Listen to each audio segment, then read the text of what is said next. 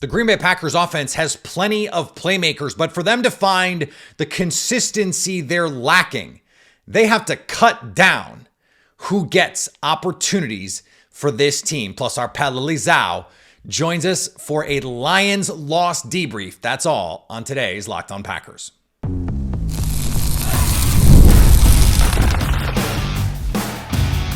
You are Locked On Packers, your daily Green Bay Packers podcast. Part of the Locked On Podcast Network, your team every day. You are Locked On Packers, part of the Locked On Podcast Network, your team every day. I'm Peter Bukowski, and I cover the Packers for The Leap, a newsletter I would love for you to subscribe to. Follow me on Twitter, Peter_Bukowski. Follow the podcast on Twitter, Locked On Packers. Like us on Facebook. Subscribe to the podcast to iTunes, Spotify, Google Podcasts, wherever you find podcasts. You will find Locked On Packers, the #1 Packers podcast on the internet, and the show for fans who know what happened. They want to know why and how. Thanks to everyone who makes Locked On Packers their first listen every day. We hope you like starting your day with us as much as we like starting our day with you. Today's episode brought to you by our friends at Game Time. Download the Game Time app today. Create an account and use code LOCKEDONNFL for $20 off your first ticket purchase. What time is it? Game time. I have said over and over, the Green Bay Packers with Matt LaFleur run the most egalitarian offense in the league. Everyone on any play can be involved. And in a given game, they're so game script and game plan dependent that even Romeo Doubs can get upset about his role because someone like Romeo Doubs expects to have more opportunities in a week where a couple weeks ago when we reported about him over at The Leap, he didn't have plays called for him. Even though we know Jordan Love can get backside and create after the catch, and there's going to be plenty of opportunities for that. But this team right now, the details, the continuity, the identity, it's just not there. And while last year this worked, to have a different week, a different guy, I don't think it's working anymore. Not at the level they need it to get to where they want to get to as a team. And I'm not suggesting that they need to totally excise anyone from the offense. But the rotation, and I think this is true, Matt LaFleur at other positions, Matt LaFleur is willing to give a lot of guys that he thinks are capable of playing opportunities to play. It's why even while Shaw Ryan plays decently well, they're giving Jordan Morgan the opportunity to earn those snaps. Even while Edgerrin Cooper is playing, pretty well, they're giving Isaiah McDuffie some opportunities in there. This is a feature of the Matt LaFleur experience to me because you're giving players an opportunity to earn the starting job. We saw Rasheed Walker, Yosh Nijman. I didn't understand why they were giving Rasheed Walker all these opportunities. And then by the end of the year, it was obvious the best left tackle on the team was Rasheed Walker because he got all of those opportunities. With this offense, though, right now, I watch it and I go, man, Christian Watson really needs more opportunities in this offense. Jaden Reed really needs more opportunities in this offense. By the way, Jaden Reed, top 10 in receiving yards this year. And I think he needs to be a more heavily featured player. Tucker Kraft needs more opportunities with the ball in his hands. Josh Jacobs needs more opportunities. Right now, they are playing like, and I think basketball is a great analogy here. They are trying to win like that 60-win Hawks team from a couple years ago, that Mike Budenholzer Hawks team that didn't have any superstars, but it was Kyle Korver one night. It's Jeff Teague. They had all of these players who were good, not great players. And they did it as a unit. But guess what happened in the postseason? They ran into LeBron James. Now, their football is fundamentally different, but I think another way of looking at this is for a while, it felt like the Celtics, for example, had too many players, that there were too many guys, felt like they needed to be playing too many minutes. Now, eventually that evened out over time, but they fell short over and over and over. And then you trade for Drew Holiday, you trade for Kristaps Porzingis, and you win a title. I almost said a Super Bowl. You win an NBA title. it's okay as rookies when Jaden Reed and Wicks are still figuring it out. You're just happy to get every opportunity that you get. And Christian Watson and Romeo Doubs, second-year players. Watson in and out of the lineup. He's hurt. Wicks was in and out of the lineup. He was hurt. Like, you go back and watch the Lions game last year, like Malik Heath is getting big reps. The Giants game, he catches what should have been the game-winning touchdown. They have to, in order to find some consistency, chop down these rotations. Like, Jordan Love throws on 3rd and 6, all out pressure, and he's throwing to what is really a 4th string running back in the low red zone. And you get an incomplete. Chris Brooks can't haul in that pass. If that's Josh Jacobs, if that's even Emmanuel Wilson, I feel more confident that they're going to make that catch. I don't know why Josh Jacobs wasn't out there for that play. This is what I'm talking about. Dontavian Wicks, he gets 3 targets, cannot make a catch. I feel for Dontavian Wicks. He's a really talented player. He had about the same amount of opportunities in terms of time on the field as Christian Watson. Christian Watson made some of the catches. Now, he also made some bad plays in this game too. But I feel for all these receivers because you're going to see Jaden Reed. He plays majority in the slot, which means everyone else is fighting Watson, Wicks, Melton, and Melton does some Jaden Reedy slot things. And Romeo Doubs are fighting for those outside opportunities, but that means Christian Watson is mostly going to run those clear out routes when they call them. And then that mostly leaves Dontavian Wicks or Romeo Doubs to run the concept if it's not for Jaden Reed. That's a confusing way of saying right now, it needs to be your starting 5. They have to carry you. And if you're going to get something from someone else, it's because of injury or it's because of something specific in that game plan. Romeo Doubs, Christian Watson, Jaden Reed. Right now, those are your most consistent receivers, and it's not particularly close. Jaden Reed, I said, top 10 in receiving yards, leads the league in passer rating when targeted. If they've been able to block up the pick 6 play, if they've been able to actually block that up, they busted the protection on that. Jaden Reed is wide ass open. He is the star receiver on this team. They need to lean into that offensively. That means scheme touches, and that means schemed passing game opportunities for him more. Romeo Doubs is your backside X. Lock it in. Christian Watson is your vertical threat Z. Lock it in. Tucker Kraft is your tight end. He needs more opportunities. And then when Josh Jacobs is averaging 7 yards a carry, I understand game flow got away from the Packers. He needs to be your running back. Like 13 carries is not enough. When you're getting touches to these other guys, in high leverage moments, you need your best players out there.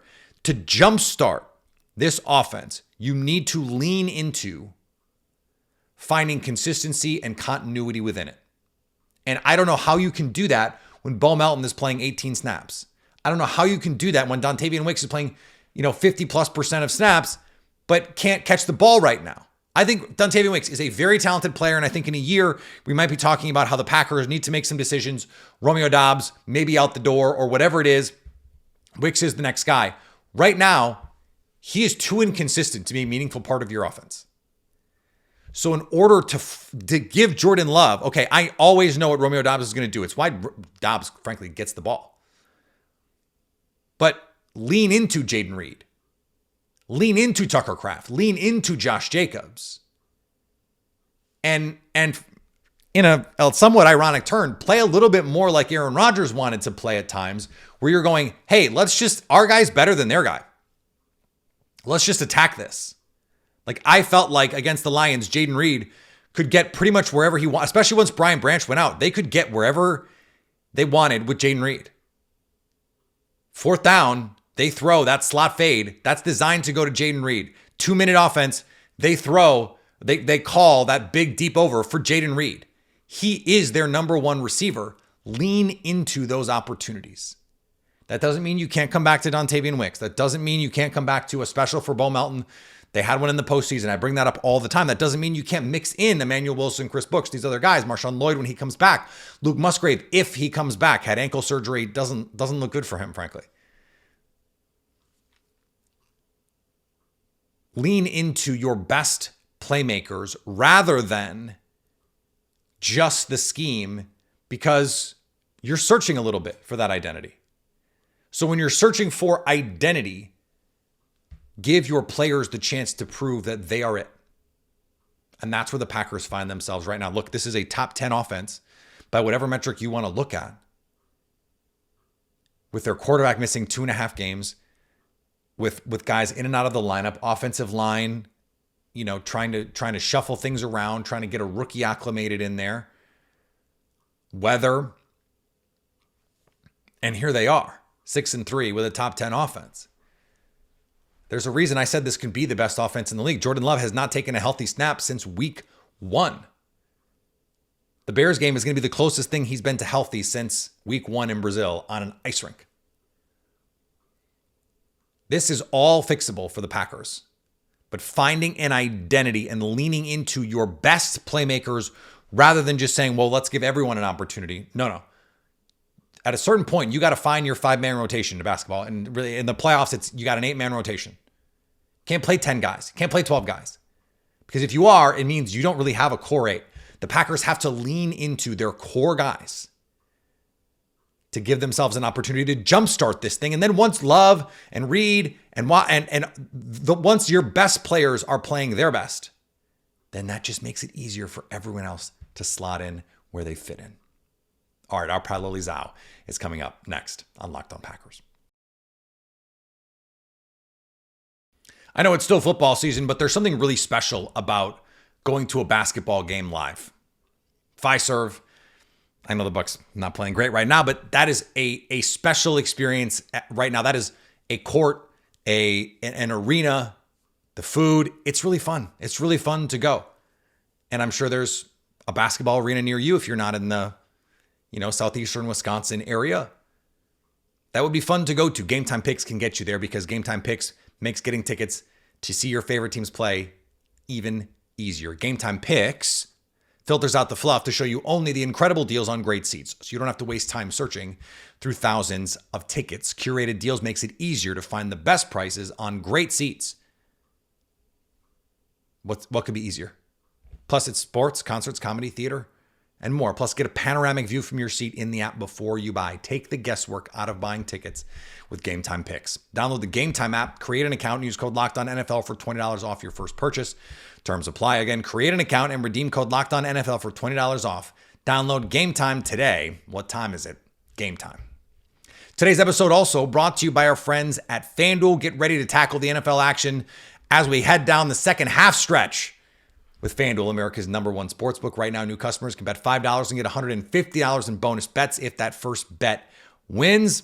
And the FanDuel Sportsbook app gives you everything you need to place live bets on the NFL all in one place.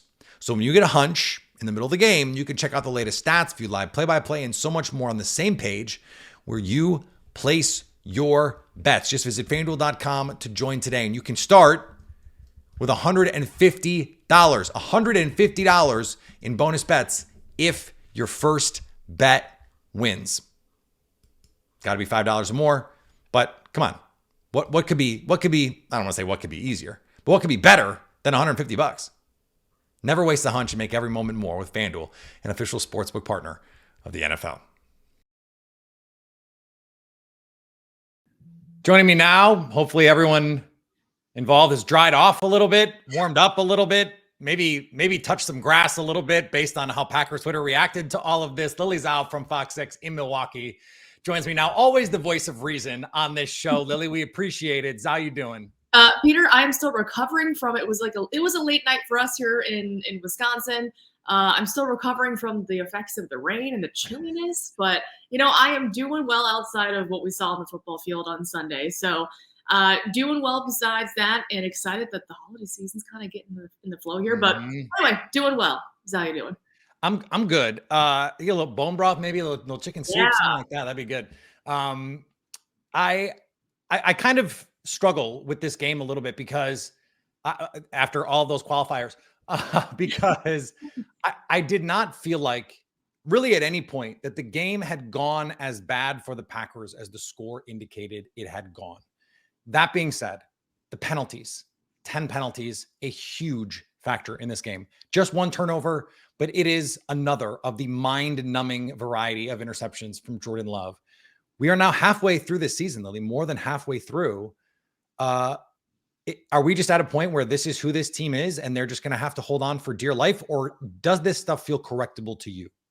I hope it's the latter, because I feel like if this is the way the team plays the rest of the season, who knows if that even guarantees you a playoff spot, considering, again, how tough the division is. Yeah. So I think, chatting with Tucker Kraft in the locker room yesterday, he had a really good point in saying, this is a big week for us just to look in the mirror on offense and say, what kind of offense do we want to be? I mean, do we want to play smash mouth football? Do we want to have penalties, or do we want to go out there and execute? And so what is it? Like, what do we want to be offensively? We have to figure it out. But the penalties are such a big issue. And I think we're still talking about it 9 weeks into the season. I don't think it's something that's correctable during the bye week. I think it's a steady incremental improvement for this team. If they come out against the Bears and have 3 or 4 penalties, I would call that a win, considering the double-digit penalty games that they have had this season. So I don't think this is the team this year that is going to take things lightly during the bye week. They have a lot to correct. Starts with Jordan Love, and you go down from there. There was a lot to fix this week. But again, the good thing is they are still 6-3. It could be worse. They could be 3-6 like they were last year, 9 games into the year. But to your point, I think these things are correctable, and I think they hopefully will get them corrected in the next week or so.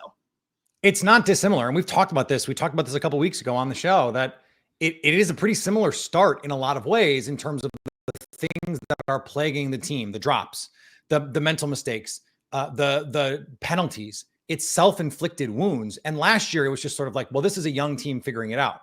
They're still a young team, but because it's so many of the same guys, we're kind of going, well, we expected you guys to have this figured out by now, and they haven't. Like, how do you think what they went through last year impacts the way that we view this team now? Because as you said, they're 6-3, not 3-6.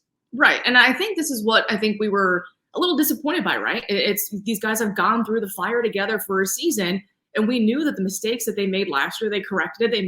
They went on a run to get into the playoffs. But again, we're seeing, all these same issues kind of rear their ugly heads halfway in the first half of this season. So it is kind of mind-numbing as to why it continues to happen. Again, you ask guys in the locker room what the issues are. They know what the issues are. It's just a matter of finding the right way to fix them. But to your point, this is a team that I think will rally together and find a way to win, because at the end of the day, if you look at their 3 losses, they were in every single game. Yeah. Granted, the Vikings, they had to make a big comeback in, but they were in every single game. So had they just played better, they could have a better record. Or you look at it on the other end, it's, you don't have Malik Willis, you don't have Brandon McManus, they could still be at this 3-6 mark right now. So it's, at least they're getting the wins. They're just trying to get better in said wins moving forward as well.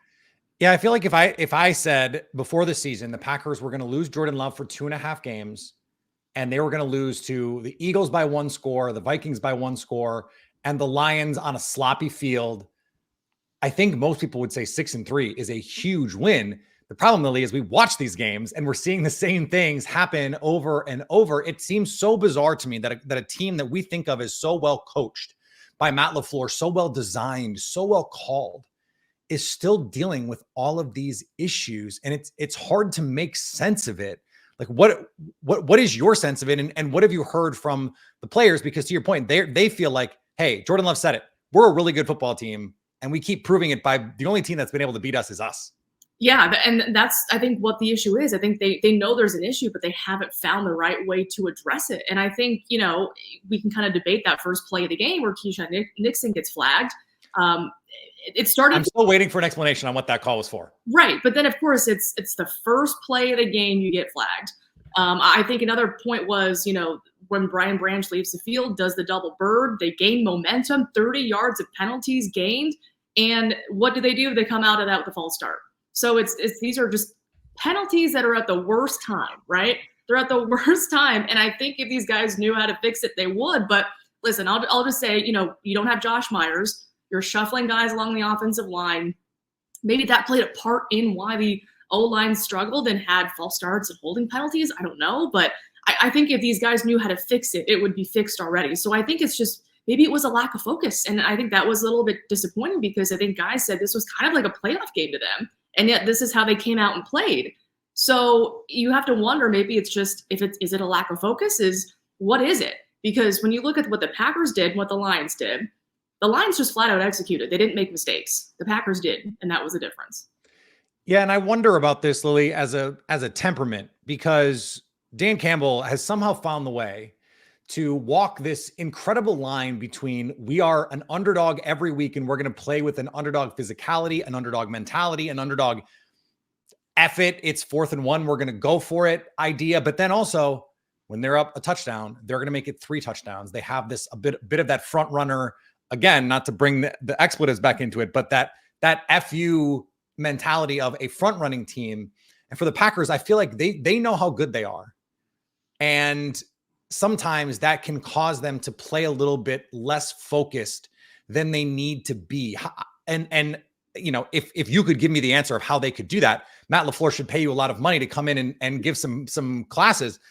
But I wonder if that's happening right now. Right. And I think it's, these mistakes they have to be mental. But I will say every week when there's a special teams penalty, it's like, why is that happening? But when you have a false start, you have a hold, I understand sometimes the holds, you have your quarterback scrambling and you're just trying to protect him and it happens, but the false starts, what are we doing there? Let's start there. Let's address kind of a Romeo Dobbs false start of all people. Like we don't expect to see Zach Tom false. Right. Like these are your most reliable players. Right. And so I think those guys making mistakes doesn't help the situation because those are the guys you rely on to not make the mistake. So I think you're right. I think it is, they know they're good. And maybe that kind of just lets them lose a little bit of focus. And that's why these penalties are happening because, again, the best teams in the NFL, they're not making these mistakes. And these are teams that know they're good, but they're playing like they're good as well by not doing that. And they're executing. The Packers just have to get to that level of saying, we know we're good, but let's play like we know we're good. And that's by not having penalties. And yeah, what's crazy is in 2 of their 3 losses, you look at the down-to-down numbers. The Packers outgained the Lions by 150 yards in this game. The yards per play number, you hold the Lions under 5 yards per play, Jared Goff under 150 yards passing. Like I felt like down-to-down, play-to-play, the Packers outplayed the Lions for a lot of this game. It's 2 4th downs, and then it's an interception that, whether you think it's lucky, whether you think it's reckless, like I don't know. But that stuff is just when it's going bad, it's going bad. And I think that's what happened in this game. All right.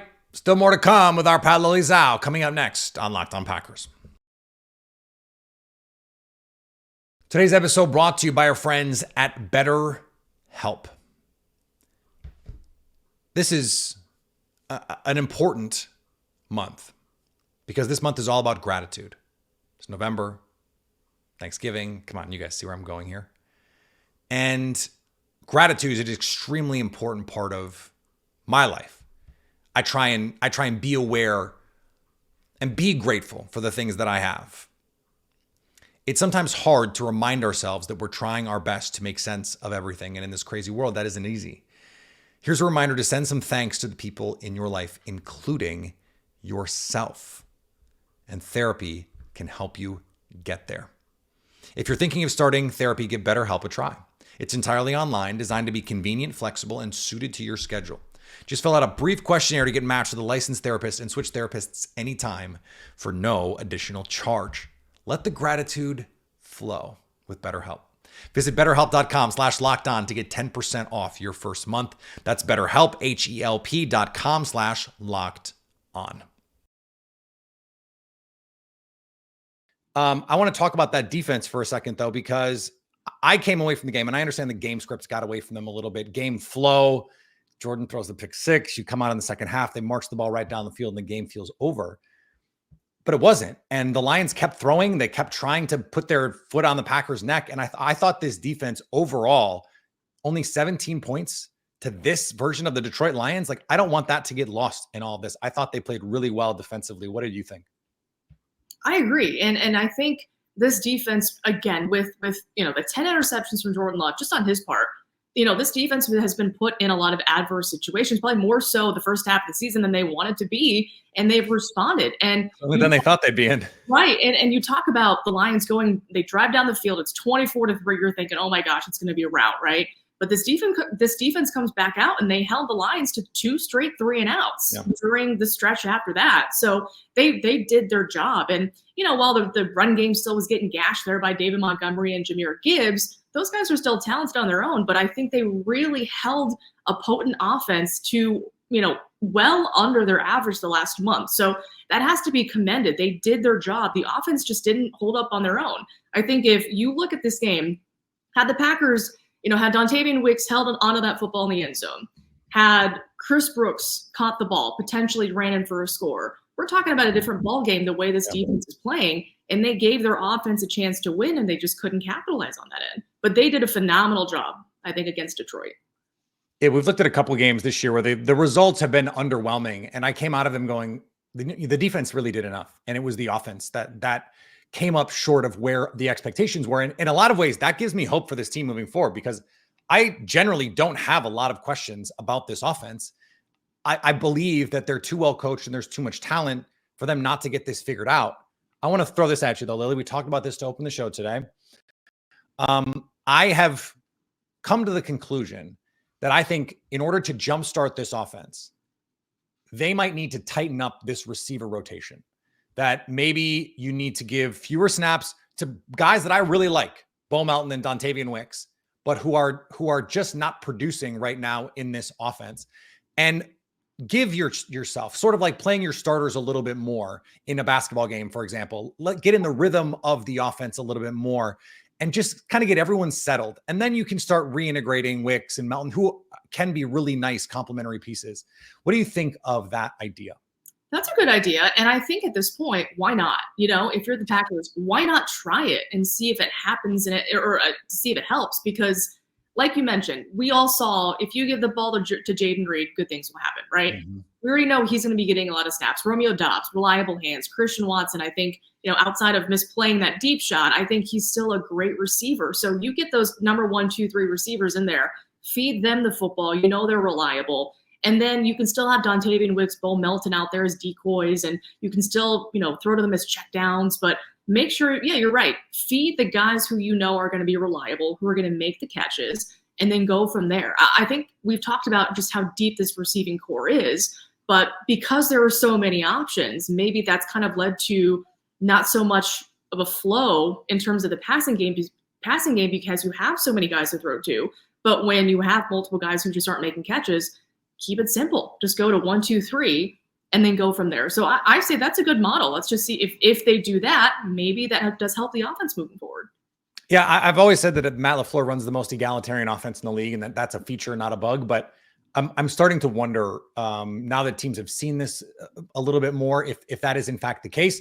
Though, on the pick six, Jaden Reed's running wide open in the middle of the field. And so it's sort of like, how am I really supposed to argue with this? How am I supposed to pretend like I know more than Matt LaFleur when this offense seems to be as well designed as any offense in the league over the course of the season?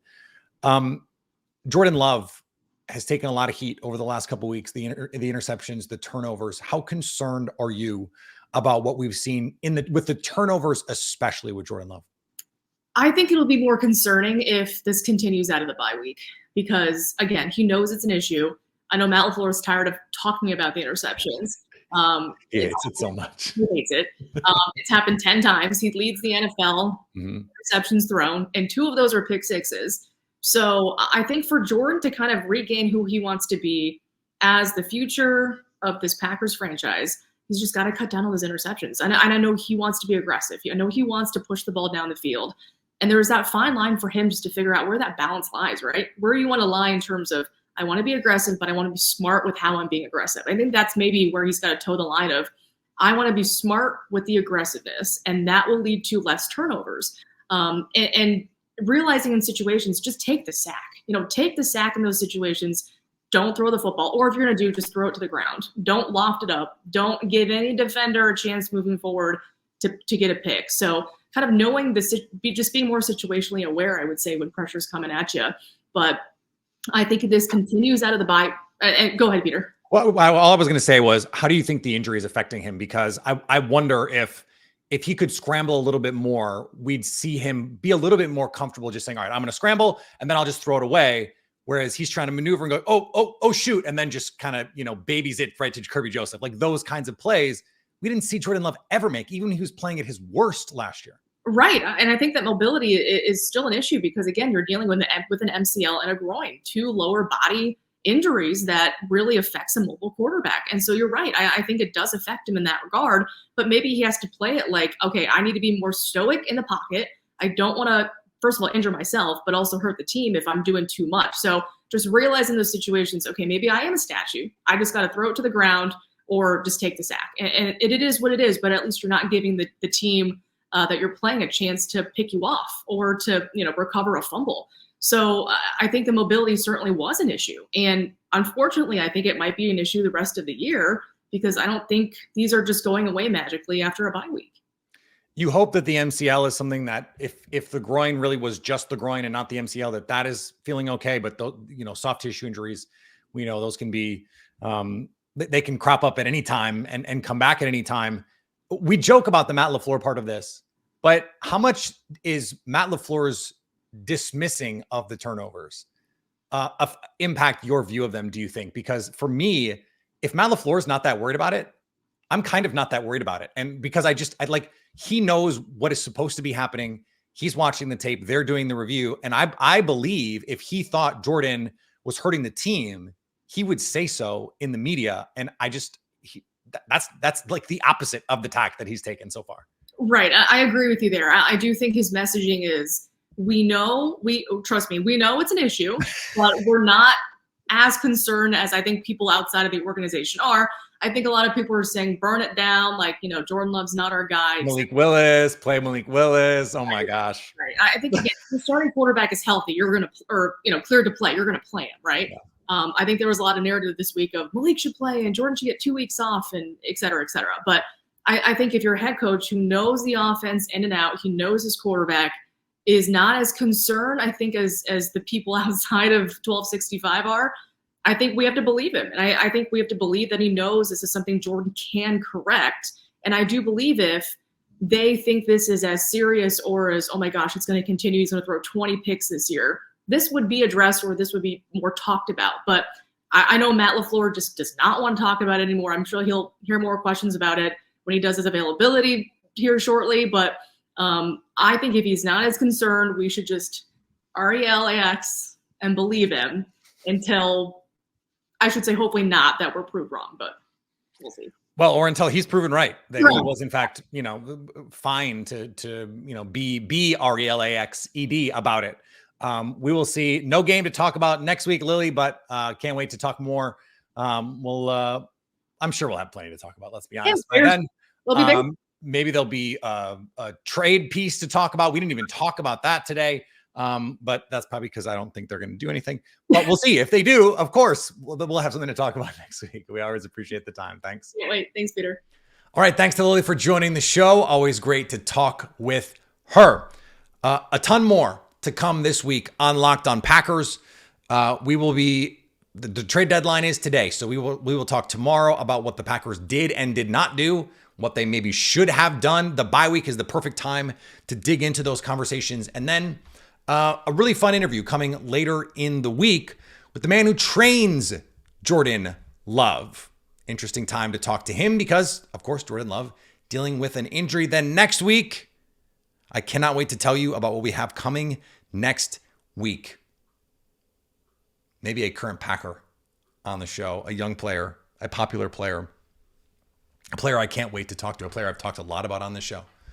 Going to be on the show next week as the Packers prepare for the Bears. Follow me on all the social medias, Peter_Bukowski. Same thing with our Locked On Packers accounts. That's just Locked On Packers. We made it really easy. And of course, we won't be live on YouTube this week, but we will be next week after the Packers. Now it's a noon Lambeau time game. After, hopefully, they beat the daylights out of the Chicago Bears. So be there with us on YouTube when we go live so you can stay Locked On Packers.